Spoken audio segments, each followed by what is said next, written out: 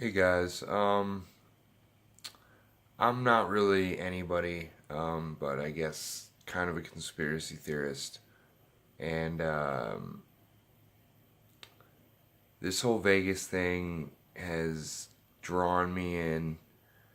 I've been watching videos by Jason Goodman, Jake Morphonios from End Times News Report, Laura Loomer, Scott Binsack, just incredible. I've been watching hours and hours and hours of the content. Especially impressed by Mike Adams, the health ranger, his um, acoustic forensic analysis to determine the severe likelihood that there was more than one shooter, along with all the cell phone videos um, of people, the audio, the video, um, well, especially the video, kind of pretty much obviously indicating that there was more than one shooter. And you have this video of a dozen ambulances stacked up outside of Hooters, and all these claims of firing going on at other areas of the strip. Um, Obviously, something is going on, but what has really got me convinced at this point is the discrepancies with Jesus Campos, or what has me, sent down kind of a mental thought process is these inconsistencies and discrepancies with the way he looks directly after the shooting, and then the supposed same individual that shows up on Ellen um, 10 days later, and just the events and the timeline in between. It it it really indicates to me one thing.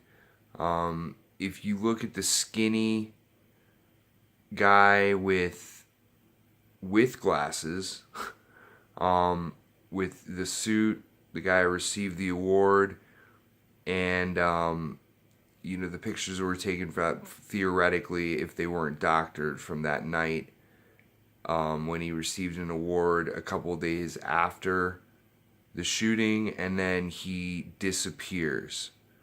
The individual, the skinnier Jesus Campos in those earlier pictures, I mean, that individual just on a hunch, he looks like a spook.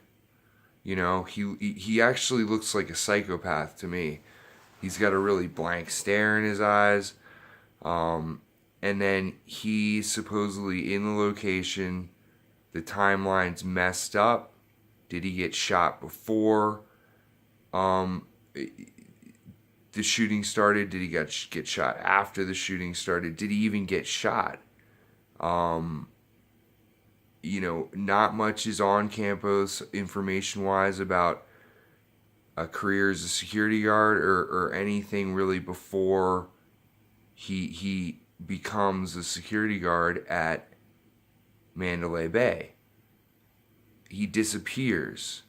He cancels interviews, shows up 10 days later without moles on his face, having gained a couple dozen or more pounds, a different hairline, and no glasses. And a person that is obviously uncomfortable and has to be basically coached through his lines on Ellen. I, I firmly believe that he was one of the shooters and potentially the individual that maybe got into an altercation and killed Paddock. And that's why he was supposed to be there, because he was quote unquote a security guard. That's why he was injured, because he was trying to stop this event, but I believe potentially gotten into an altercation with either Paddock or other individuals. I mean, he has this Band-Aid on his face, and supposedly he's been shot, but there's really no evidence of being shot. If anything, it appears he may have gotten into an altercation, and then it's just very disappears, shows up, appears to be a completely individual. That original skinny, psychopathic, spook-looking Jesus Campos is probably not in the country or even alive anymore.